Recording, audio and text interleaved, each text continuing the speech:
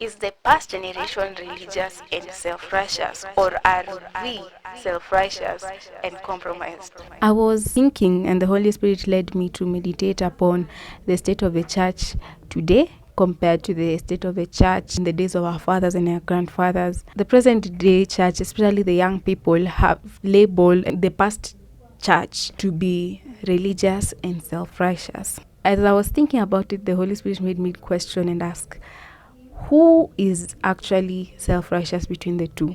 Is it the present day church or the church then? The past church, they had a lot of boundaries on how a Christian should carry out themselves day to day. They had a lot of boundaries that the youth in the present day church have labeled to be religious and self-righteous.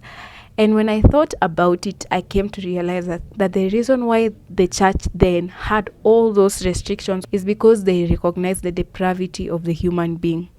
And they recognized how easy it is for any human being, even when after salvation, how easy it is for one to fall back to sin. And also they recognize that they have come to a different kingdom, and therefore their operation is different. I don't think that makes them self-righteous.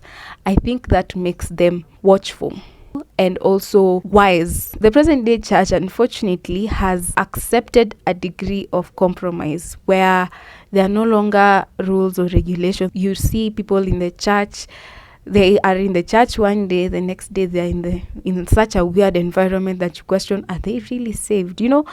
But you are quickly told that it's not religion, it's about relationship. I believe that is a greater form of self-righteousness than the past generation had, because they recognize they are weak and they placed things in order to bring their flesh completely under submission to the Holy Spirit.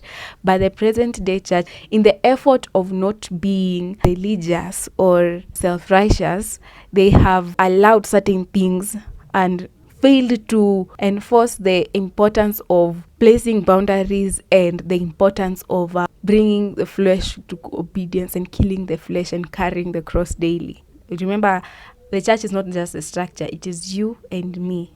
Every person who calls themselves a Christian is the church.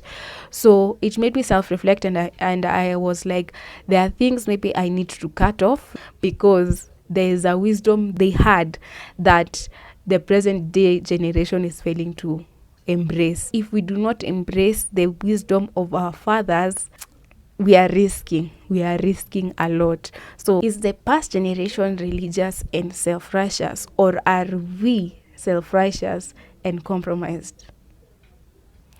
Food for thought.